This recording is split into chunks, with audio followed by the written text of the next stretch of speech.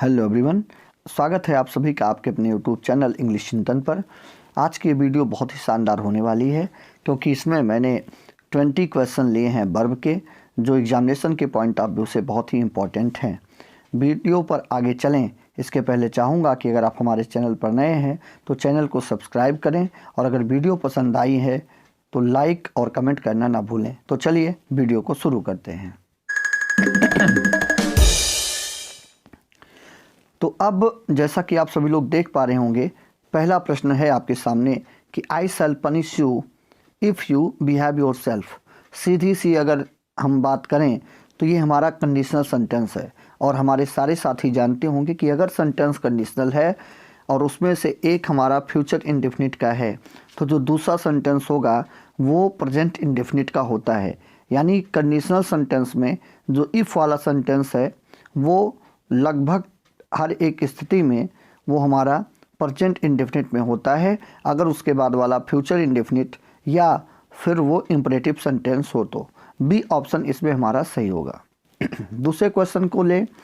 दूसरा क्वेश्चन है हमारा mister Thakur usually up at 4 o'clock। अब देखिए यूजुअली जो यहाँ पर यूज़ हुआ है वो रूटीन को शो कर रहा होगा और मैंने आपको बताया है कि अगर रूटीन शो हो रहा हो, जैसे कहीं अगर एवरीडे हो, डेली हो या ऐसे ढेर सारे वर्ड्स और भी होते हैं, जैसे यूजुअली आपका यहाँ पे हुआ तो ये सब रूटीन को शो कर रहे हैं। तो अगर रूटीन शो करने वाले सेंटेंस होते हैं तो वो आपका प्रेजेंट इंडेफिनिट का बनेगा।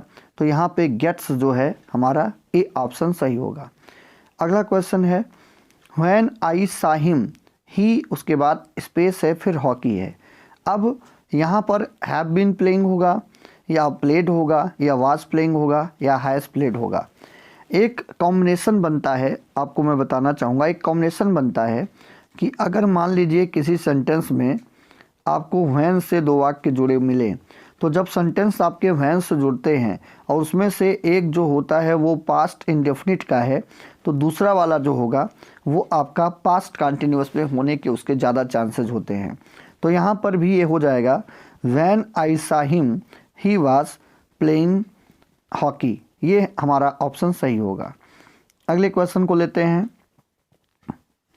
अगला क्वेश्चन है हमारा 4 नंबर क्वेश्चन की अगर हम बात करें तो चौथा नंबर जो क्वेश्चन है हमारा वो है सी हरफी एस्टरडे। अब देखिए इसमें भी आपको एक वर्ड मिल रहा होगा जो एक क्लू दे रहा होगा कि क्या यहाँ पे वर्ब की कौन सी फॉर्म होगी।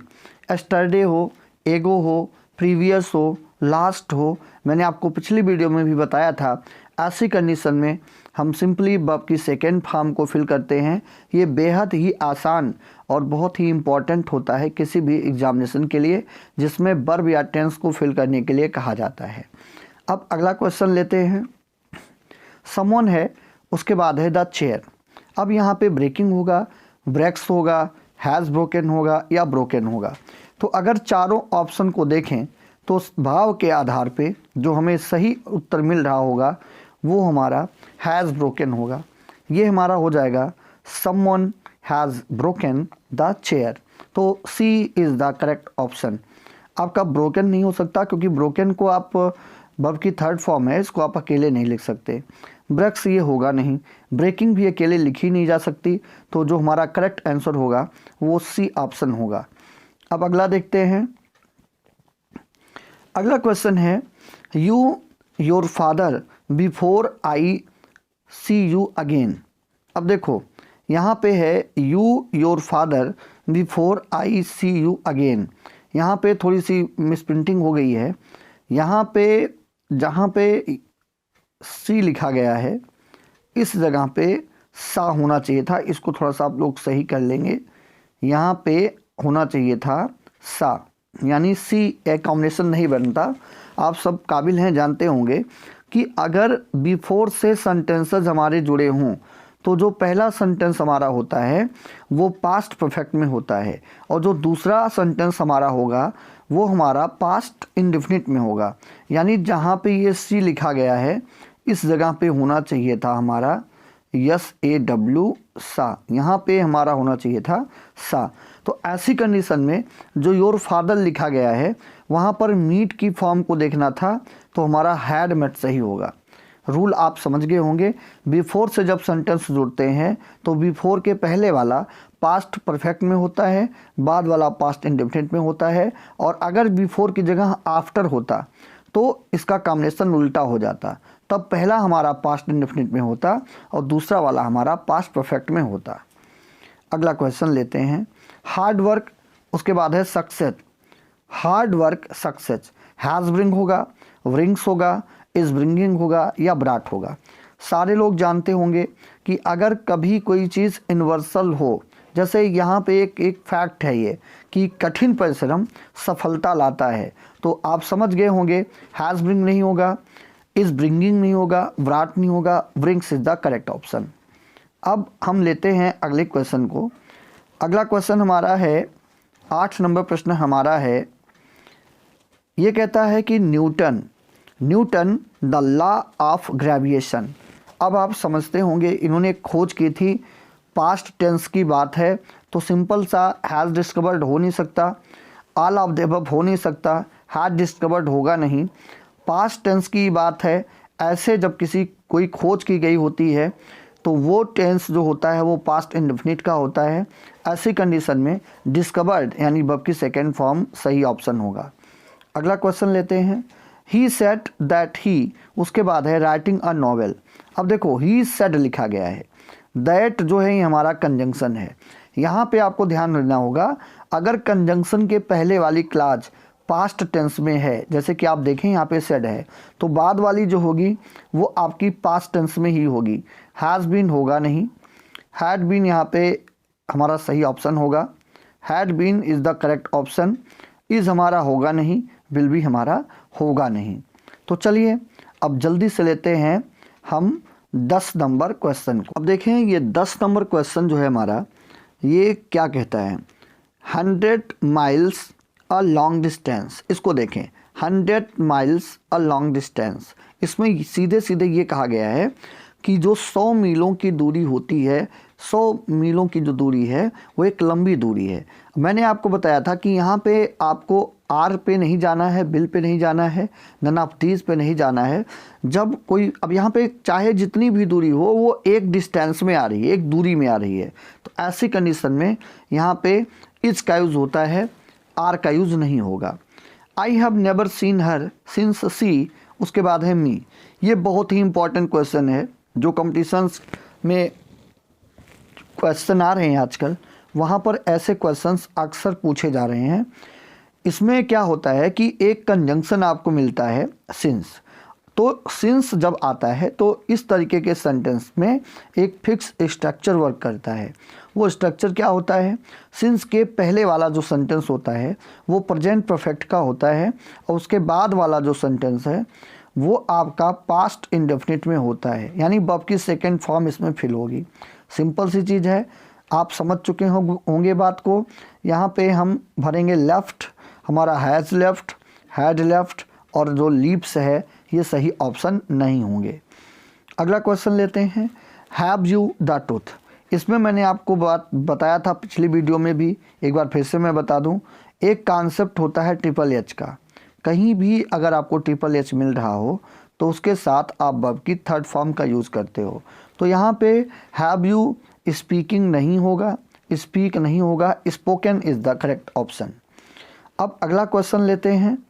अगला क्वेश्चन क्या है, समवन माई वॉच एस्टरडे।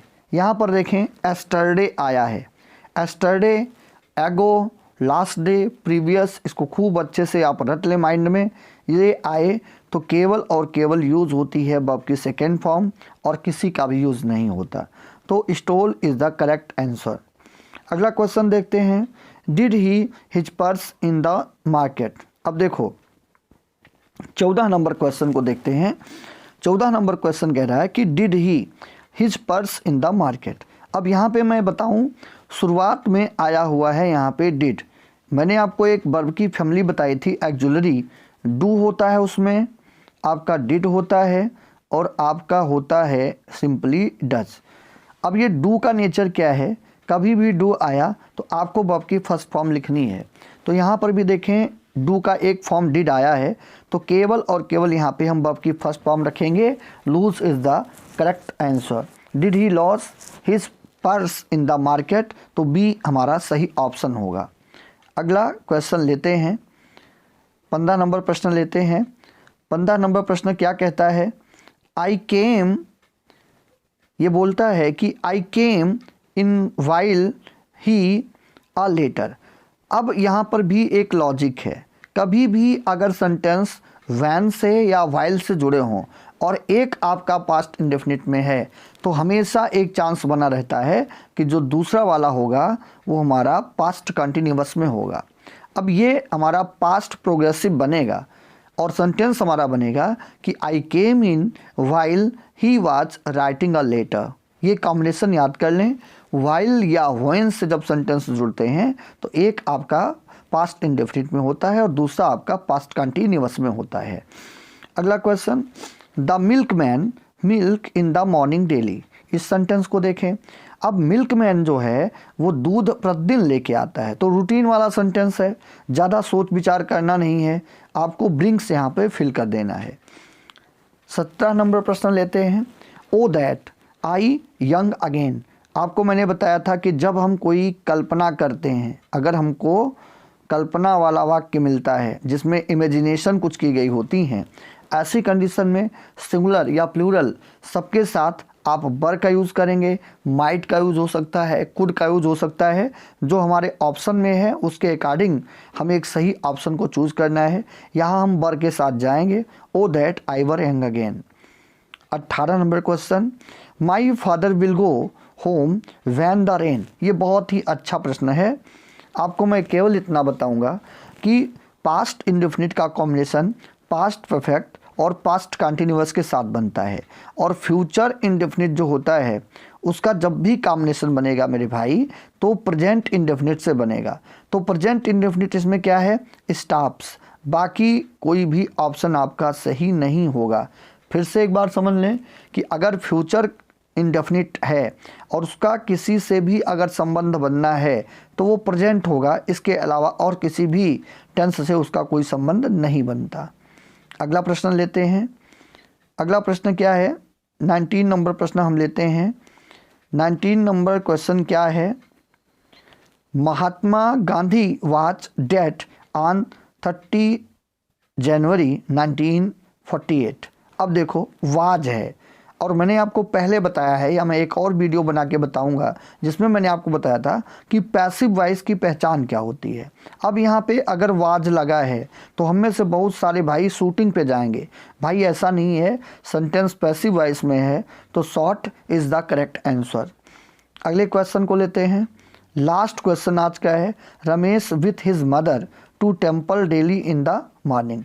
अब देखो यहाँ पे his mother, Ramesh with his mother, दिखने में ये दो लग रहे होंगे, लेकिन बात किसकी हो रही है? रमेश की। इसलिए हम वर्ब की फर्स्ट फॉर्म में जो ईएस लगा है यानी फिफ्थ फॉर्म के साथ जाएंगे।